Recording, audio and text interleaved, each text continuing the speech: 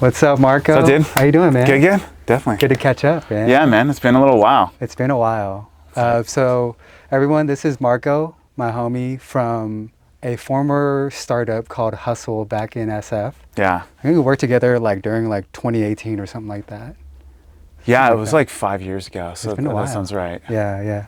And I always hit it off with Marco because he was such a big music head. Yeah. And obviously made his own music. So that is exactly what we're trying to talk about today. Yeah. I would send you mixes and be like, what do you think of this? And Yeah. you're like, as long as it's not Gold Room. Yeah, he remembers that. That's Yeah. but yeah, no, I am excited to dive into your journey with music, your creativity, where you're hoping to take it, and then just some general advice that you have for aspiring musicians, artists, and all of that. So Yeah. how's that sound, man? Sounds good, man. Yeah? Let's do it. Awesome, man. So as early as you can remember, talk to me about your relationship with creativity, with music, with artistry.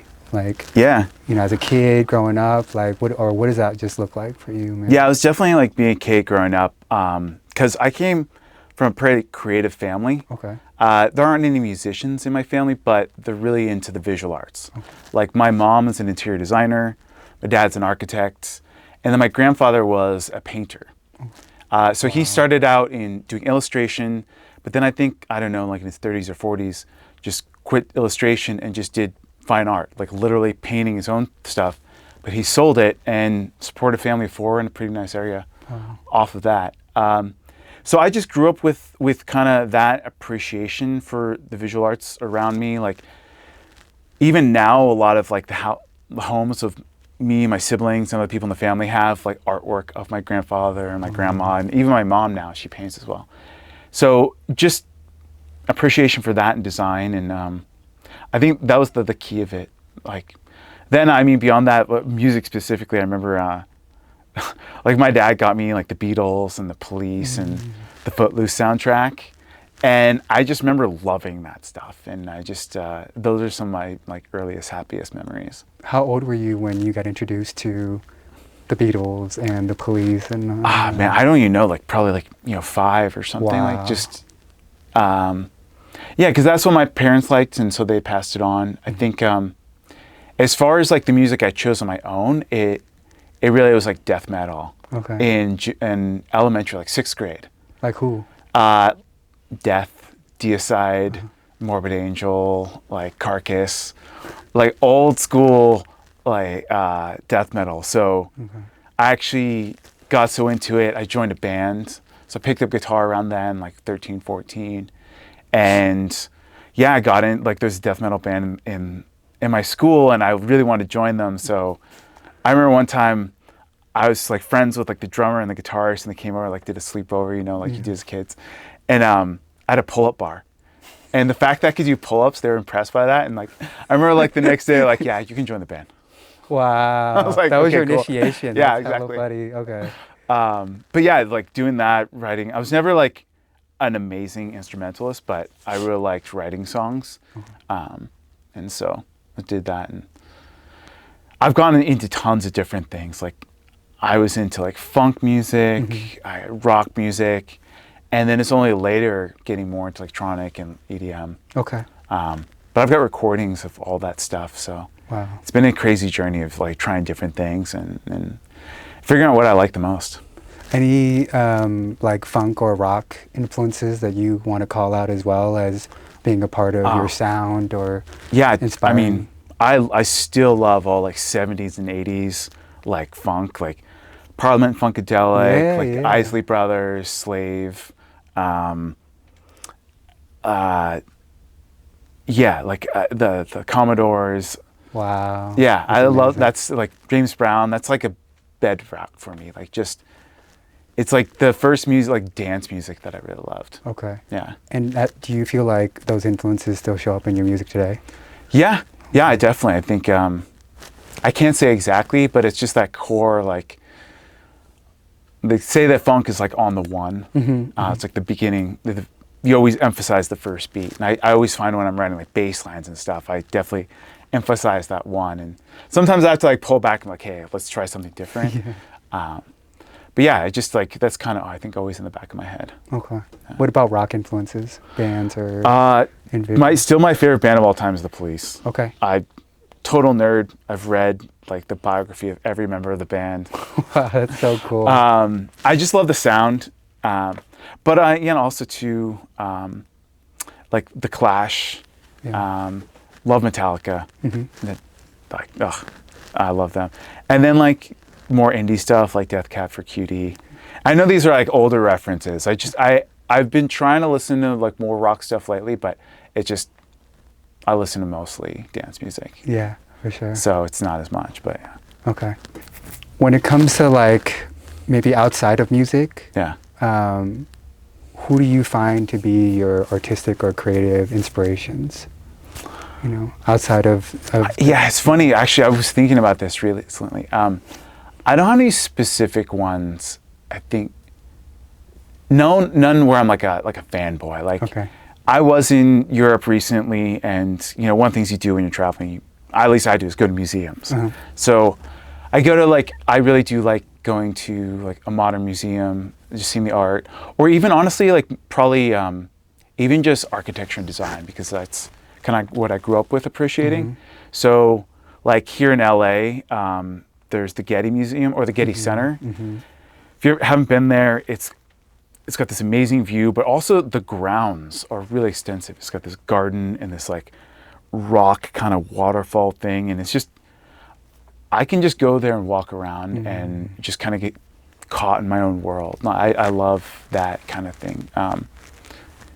I think that, but I can't say any specific artists. I'd like to get more into visual arts and find something I appreciate, but I think that's just general design. Yeah, for sure. Would you say the Getty Center is like a place that like centers you in LA? Yeah. I'd say center, or like, I feel like just getting out of the kind of regular mindset, like a routine. Yeah, Okay. I mean, I actually do think routine is amazing and helpful. So I have routines, but at the same time, it's like, to be creative, you want to have experiences, and that can be something with friends, like traveling or going to a show or just doing something together. But also, I think going to the Gettys like just kind of breaks up that routine, gets me into like being in a different place, and it's kind of creative. So it's like lets me go into my own world, like in a way that I find like kind of relaxing. That's dope. You talked about the importance of a routine. Yeah. As a creative and artist, like how does a routine serve you?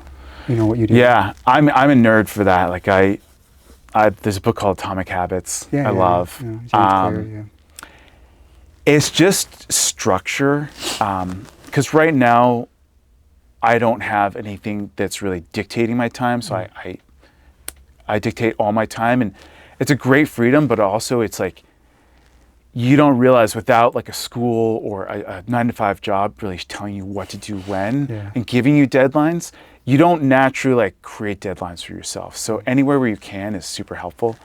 Like on a micro scale, I always have the same routine in the morning. I get up, go for a walk, work out, like prep my coffee, and then also a little bit more on a macro level.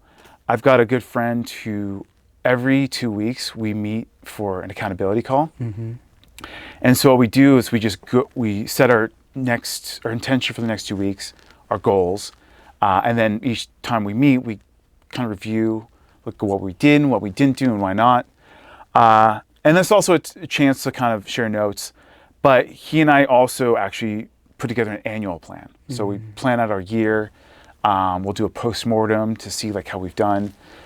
And I just need that kind of structure to like know that I'm focused on what my main goal is and then being effective. And it's been kind of sobering sometimes if I do show up and I haven't done everything. It's like, okay, why? And I've learned like where I can be inefficient with my time, and having that structure helps kind of reflect that back. And also too, setting those goals, it's like that creates that urgency and that kind of fake deadline. For sure. Even if there's nothing specifically other than me wanting to match it. Okay. Having that accountability helps me make those goals real. Okay. Yeah. Would you say you learned some of that stuff working in tech and Yeah, your job yeah. like that? I mean, Yeah. I'd say just a general sense of making a plan and executing on it. Yeah. But I think the routines and stuff, like the daily thing, that's, I think, more from just reading self-improvement books, trying it myself, seeing the results and being sold on it. And I think, for me at least, it's the only way to really build, because sometimes I think the consistency is more important than what you actually do. Like, I work out like 5 days a week. Okay. Maybe I'm too busy or I'm tired. If I can just put on my clothes and start, even if I don't do a full workout, at least I'm staying consistent with the process. And sometimes that's more important than actually just, pushing yourself in the moment. For sure. Because then consistency in the long run is going to be like get more results than like these spikes of effort. Yeah. How did you come to believe that? Or like, were there points in your journey, whether it was creatively or whatever, where you didn't necessarily adopt a consistency over perfection mentality? Like, how did you come to like believe that for yourself now, and how did that become something that you found to be successful for yourself? Yeah. I think I'd always heard the theme in books that I've read. Especially, I randomly read kind of books by writers. Like Stephen King has his memoirs, and he talks about having a set time to write every day, whether you want to or not. He's like, sometimes you hate it, sometimes you don't like what you produce, but at least the goal is to, like I said, the consistency and to get in that habit. I think also, am I saying it right? Rainer Marie Wilk also talks about it in the kind of book on creativity and writing. So I'd heard the theme, but it's only probably in the last like 4 or 5 years I've applied it. And seeing the results and seeing how it helps. Like, so like, I'm not doing it now, but last year I wrote a loop a day, a loop is just writing like the core part of a song, the core idea. And I treat it the same way. Like, sometimes I didn't want to do it. Sometimes I just totally half-assed it. But that consistency was helpful, because even though I may not put my heart into it one day, I'm getting something out of it. Because it's like a muscle, right? Creativity is very much like a muscle, and you keep it toned so that day when you are feeling inspired, all that practice you've done, like let's say I've done like 2 weeks and I don't like any ideas I've done. That like that 15th day, and where I do feel inspired, the muscle is toned so that when I do have the idea, I'm ready and can execute on it, because I've done all the practice and kind of all the legwork. Okay.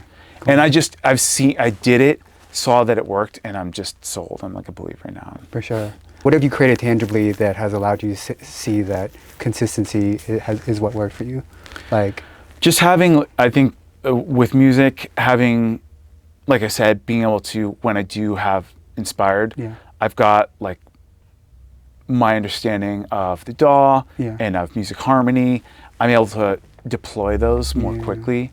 And then just personally, like, I'm not like the most fit person in the world, but I've got I don't put in a lot of effort, but I have a decent level of fitness where like, I'm happy with the weight I have. I'm happy with the cardio I've got, and I don't get injured that easily. And so I've just set that up where I put in a minimum amount of effort, but that's consistent, and I get those benefits, and I really enjoy it. I love that. Yeah. I love that. Oh, so we talked about kind of when you worked in tech and stuff like that. Talk to me about kind of like, I guess, some of the high level milestones or parts of your journey in tech, and what led you to wanting to go all in on your music. Yeah. It's funny because I feel like one of the reasons I stopped with tech is because I look back on everything I did, like accomplished, and I don't really care that much. To be honest, like I like the work. It satiates part of my brain. I was good at it, so I got recognized for it. But as far as like what we accomplished, it's like, I made some rich people richer. And like, but like personally, writing my resume, it's like, okay, those things didn't pop to my head. I had to really go through and list it because it just wasn't intuitive for me. Yeah. But even like the crappiest recordings of songs I made, I was more proud of those. Wow. And so that was an indicator to me that this is what matters to me. Yeah. It's still hard and it's still a risk to make it work, but it's just meaningful. It's like one of the few things in my life that's really meaningful for me. Wow, that's incredible. Were there like specific moments, or was there a moment that led to it, or like? I think it's just a build up. Okay. Because I've done music, been involved with music kind of off and on in my life. And when I do it, I've done pretty serious about it. And I think it was kind of almost a realization too that like, if I want to do this, now's the time. I'm not getting any younger. Like, I really have to go all in now. But having said that, there's probably like a year or two where I was like on the fence, like, should I do this? Should I not? But I think like the COVID was kind of what pushed me over the edge too. Just, I think like most people, I became very reflective, thinking about existence and meaning and what is meaning to me. And I just was like, this is what's meaningful and I'm willing to take the risk. Okay. To like make the transition. For sure. And for aspiring artists out there that are maybe on the fence and thinking about making a similar decision, like what are some pieces of advice or guidance that you would want to offer them? I feel like it's tough just because it's so specific to everybody's situation. Yeah. But if there was somebody very similar to me where it's like they've got like a background in music where they've been doing it for a while and they want to go all in. Yeah, I've thought about this. I think you want to just, as much as you can just quantify the risk, know that, what you've got, what the more you know, like specifically like what you want, and then be able to quantify it, like, how much am I willing to risk? And can I go back to this? Do I want to, like your day job? But aside from that, it's hard. Like because if there's like a 20-year-old who's, thinking about doing this, it's a totally different story, right? Yeah. I'm kind of leaning now more towards just do it, see if you can make it happen, see if you love it enough to want to make it happen.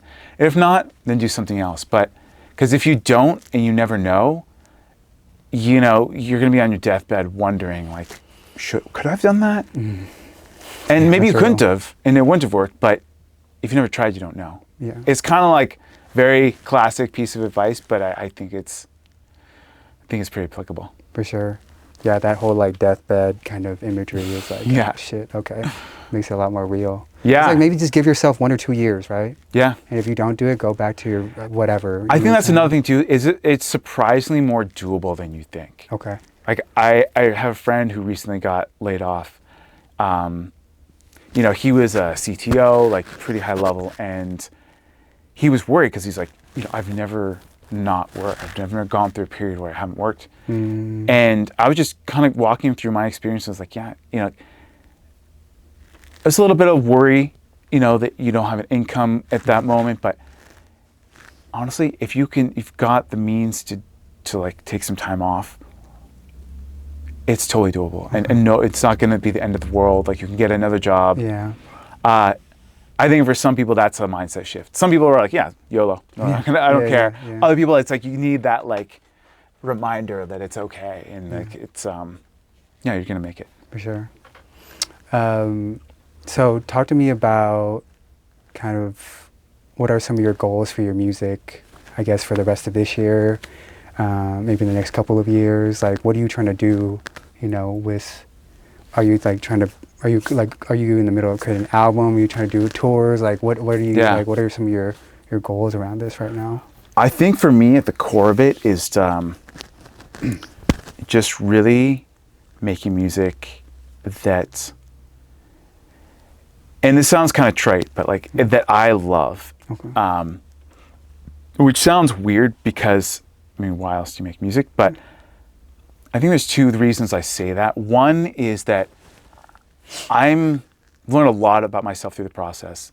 And one is that I am a people pleaser. And that translates into, like, when I go into a friend group or a new one, I kind of assimilate. I'll take on the tastes and the values of the group. And I've seen myself do that, and I think creatively I've done that a bit, where I'm kind of adopting the tastes of the people around me.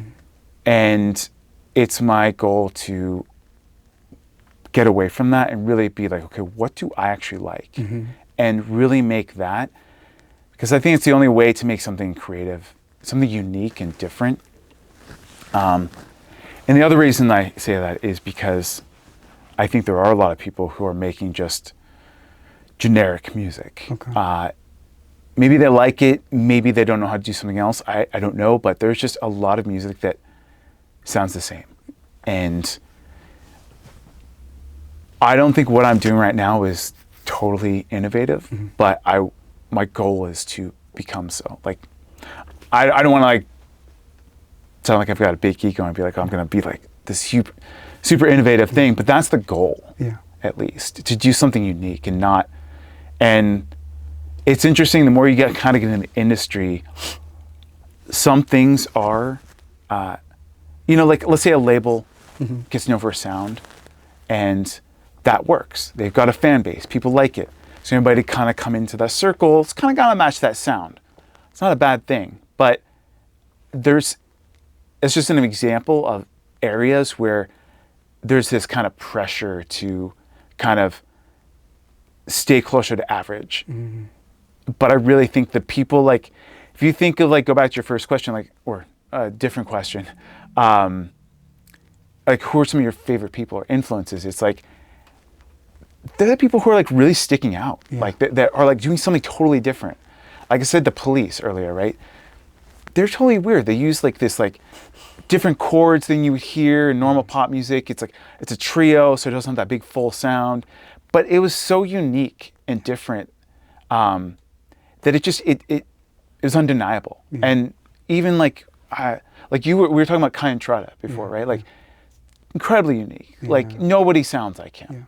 And so you say Kai and Trada, and it's like a thing. And that to me is the goal. And I feel like I just have to keep a reminder to, like, stay different and unique. But I think also, too, more tangible, what you're asking about touring and stuff. I kind of played around with the idea of making an album. I feel like that facilitates a different level of creativity. Because in dance music, it's so singles oriented, which I love because I'm very, like, ADD. I like doing one thing and moving on to the next. But I think what that fosters is you're always trying to make, like, a banger every time. And which is cool. But I think with an album, you can kind of give for yourself leeway to throw in some weird songs and be like, okay, this is gonna be like a 1.5 minute just like chant, or I don't know. But it's part of a story you're telling. And I don't think I'm gonna do it tomorrow, but I love the idea of making an album as opposed to just on top of the singles, right? But I'd love to collaborate with more people that I really like in the dance scene.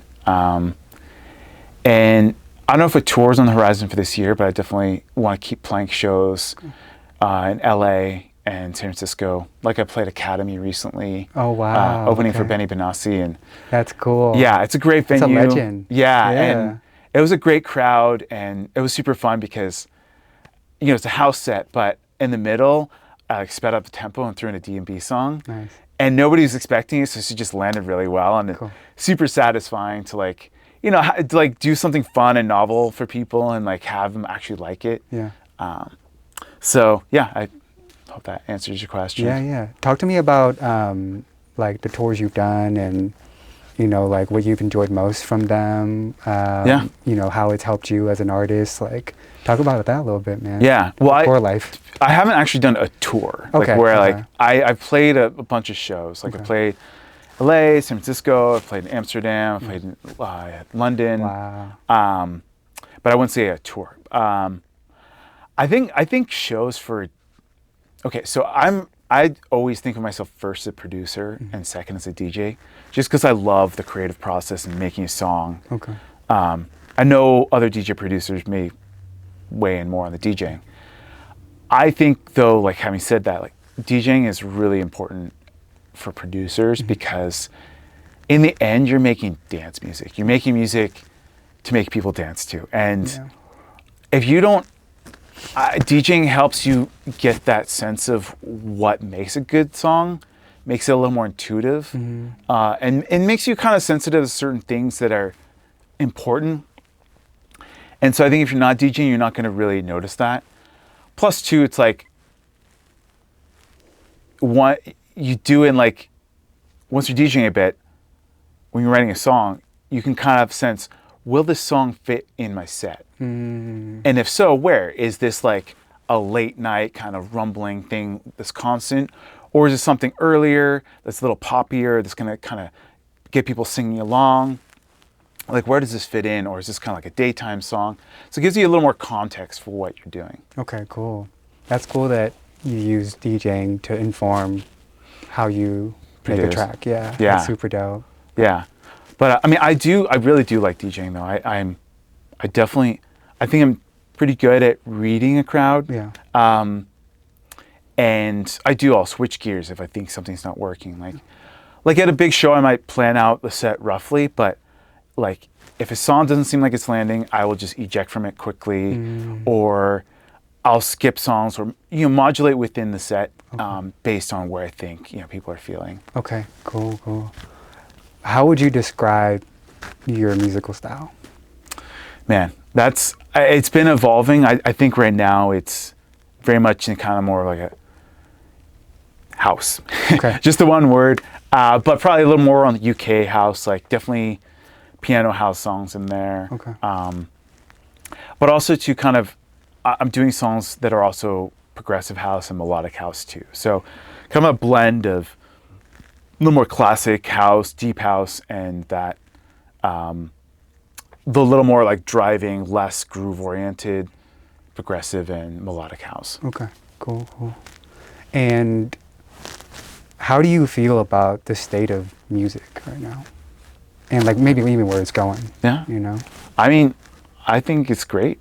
Cool. But to say more, yeah, I think there's a lot of great music coming out. I feel like it's interesting seeing where it's going, because I feel like you can go so much deeper on niches than you used to. Like I'm sure you remember, you probably, back in the day, you could say like, okay, what style of music you're into. Somebody could say this, and that's like their identity. Now it's like, maybe they're into lots of everything because just people are more open to different styles. Or they're less focused on one. Or they're like, I'm into this like micro, super, like hyper pop. This one like very defined genre. Yeah. And because of the internet, you can have a huge following on a very small band of music. That's cool. Which I think is cool and it's great. I feel like there, at least in my genre, like there's no like really a big wave, like a big like momentum behind a certain wave of music. Okay. Like tech house came out like maybe like 5 years ago, so much or something like that. And I feel like that was kind of a big thing. Like it's like, hey, this new sound, there's like a lot of excitement around it. I don't feel like there's that right now, and we're probably due for that. Where like kind of a new flavor of a genre comes up and gets a lot of attention, momentum. But I think there are a lot of great artists doing stuff. Like we were talking about D.O.D. I think he's made some amazing songs where kind of taking the classic sound and just like a slight variation on it where it's enough where it's reinventing it, but it's got its roots in things that are pretty recognizable. For sure. Yeah. Share more about some of these other artists that you fuck with right now. Like and why. You know? Yeah, I think like Mauer is another really cool one where they're kind of, you can tell they're kind of coming from a background of like, they're from the UK, so they're influenced by the UK house, but they're blending more of the progressive side with these like very kind of like synthy arpeggios that like make, do that blend. Oh, and they also have like the more soulful vocals. So they got the UK house plus progressive, and I like that blend. I think that's really cool. I mean, I also do listen to like new disco kind of stuff. I love Roosevelt. He's a great singer and writer, and just kind of doing really cool ethereal beats. Cool.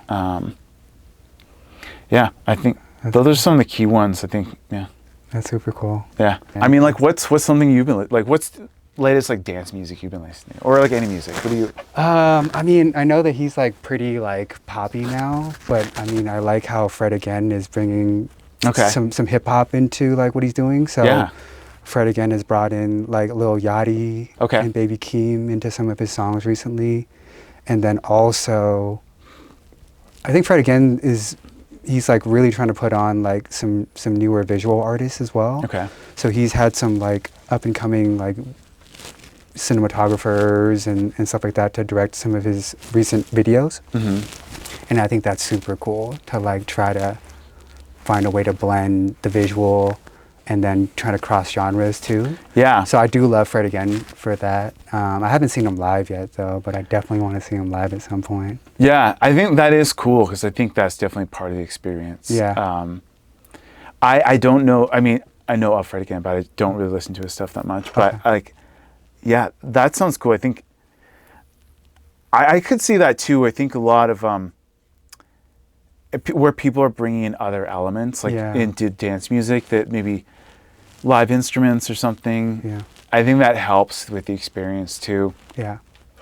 His Tiny Desk was super cool. Have you seen it? No, I haven't. Okay. No. Yeah, it was pretty cool. I mean, I think he proved that he's like kind of like just like more so just a musician first, and I think he actually is multi-instrumental. Okay. And I think that has informed his electronic music in a lot of ways. Nice. Have you made a music video yet, or no? Have I made a music video? Yeah. Probably not in like the traditional sense. I've done like lots of little videos that go along with music, but I wouldn't say a music video now. Yeah. Have you ever thought about making a music video or anything like that? I don't think I'm ready for it yet. Okay. I think, I mean, maybe just like some low pro things, but I don't know. I kind of feel like I want to get to the next level in what I'm releasing and the audience I'm getting it to before doing a video. Okay. Because it's kind of expensive, and I mean, it's a marketing tool. Yeah. But I feel like probably use other marketing avenues before going that route. For sure. Yeah. And like, what are you working on right now, and how can like the people in the audience and the community we're trying to build here, like, how can they support, you know, your work right now and everything that you're trying to do? Yeah, I mean, I think just socials. Yeah, socials. Yeah, I mean, I'm like the creative side is very like individual, right? Yeah. So, but I'm working, getting my stuff out there as much as possible. Like, and so even when I'm not releasing, I've been doing some just finding like a great vocalist who's got like, and doing a mix of their song, just posting it and getting it out there. And I don't know, I think, yeah, I mean, just watching it. If you like it, comment. If not, then don't. I mean, I don't want it to be artificial. I love that. Yeah. Cool. Awesome, man. Yeah, cool. Well, thank you so much for sharing more about dude, your journey and your relationship with music and creativity and artistry. I'm sure a lot of aspiring musicians and even current musicians are going to learn a lot from your story, man. No, that means a lot. Thank you. I appreciate it. For sure. No, thanks for having me, man. It's fun, like, catching up. It's been a while. Like, This a very cool way to reunite, not just be like, Yeah. hey, let's get a drink. It's like, yeah, let's do an interview and like Yeah. really go deep. Exactly. Yeah. And I learned a lot about, I learned a lot of stuff that I didn't know about you too. Okay. That's super cool, man. Yeah, it's definitely. It's always fun to talk to people who make music or like love music, because I mean, I'm biased, but I feel like those are some of the most interesting people like that I've ever met. So like it's super dope. So I'm super inspired, man. Oh, dude, thank you. I Thank you, appreciate man. that, man. Appreciate you, Cool. bro. Thank you, for man. sure.